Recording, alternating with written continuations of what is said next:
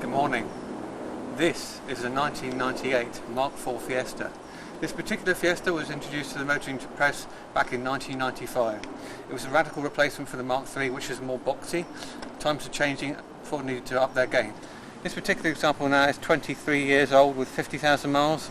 I bought a cracker here, so I'm going to show you around the car. I'm going to just do the wipers, do the lights, and show you the insides and what was going on back in the 90s when they designed this car. Inside, you get a well-equipped dashboard. Now, because this is 1990s tech, you still have a tape deck. This particular example is Declan McKenna's new album Zeros. I'd recommend it. Great album, good chap. Do you know him personally, do you? I've never met the bloke. Oh. Although he is playing in Bournemouth next month, so good times. So, coming into the Ford, what do you expect? Well, this being the LX model, it's slightly more spec than the base model. You get, what do you get? You get a heater. I think a higher spec model would have had a CD player, but that was optional back in the day. You could have had either. It has key code entry on the radio, so in the event of it being stolen, if that panel was removed, it would render the unit completely useless. Good times. So, all the instrumentation falls easily to hand. Wipers and indicators at your fingertips, so they really thought well and hard about this. It's the same as every other car, but why change something if it's not broken? Hazards are on the centre console there. That's a good click.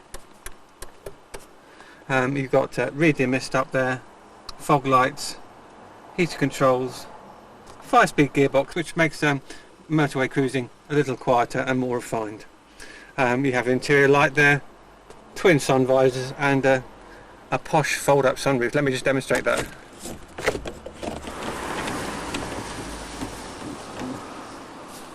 All of the air conditioning.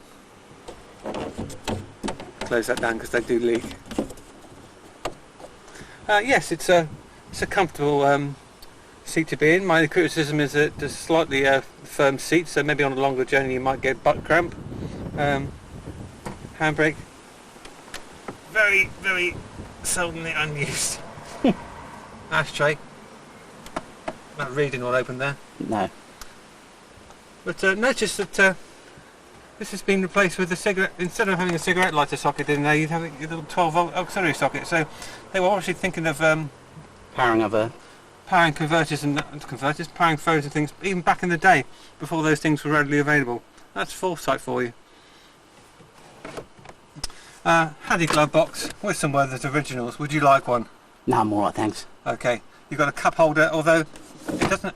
It does fold all the way flat, so you can have your tea in there as well. And there's even a handy pen holder. So into first gear, handbrake off. This isn't a driving test. Indicate and pull away. So this particular car at this time had a choice of 3 engines. You could go for the older Enduro 1.3 pushrod engine, or the new Zetec 1.25, and I think there's a 1.4 as well. If that's wrong, we'll correct you on screen. This is a pushrod engine. There's no timing belt, but options with the timing belt were available in the Zetec engine.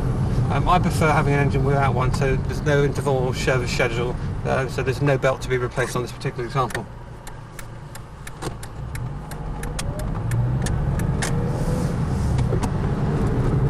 On the road is quite refined. Gearbox is quiet, clutch is nice and light. This particular example has only done 51,000 miles, so everything feels tight and new still, even after 23 years.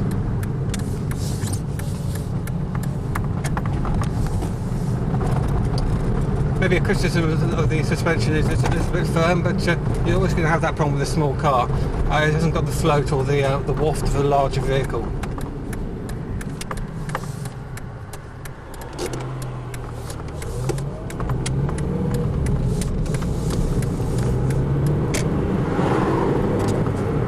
Gear change is crisp and responsive. It pulls through the gears really well.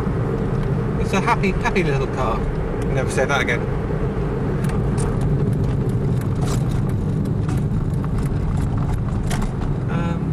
The interior is a bit plasticky.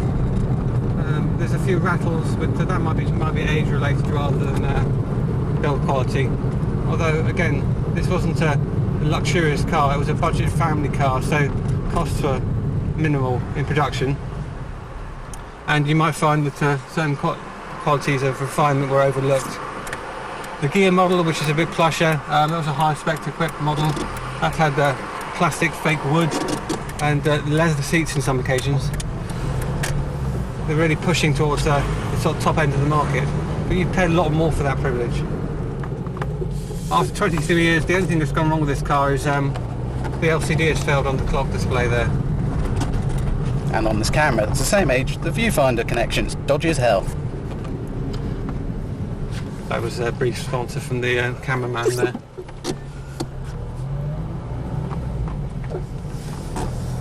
Both the same age, camera and car.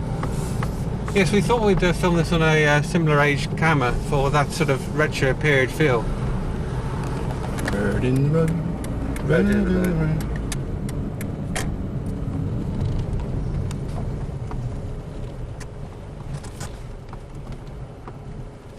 Oh, lovely. So there we go. That concludes the Fiesta Mk4 road test. Thank you for watching.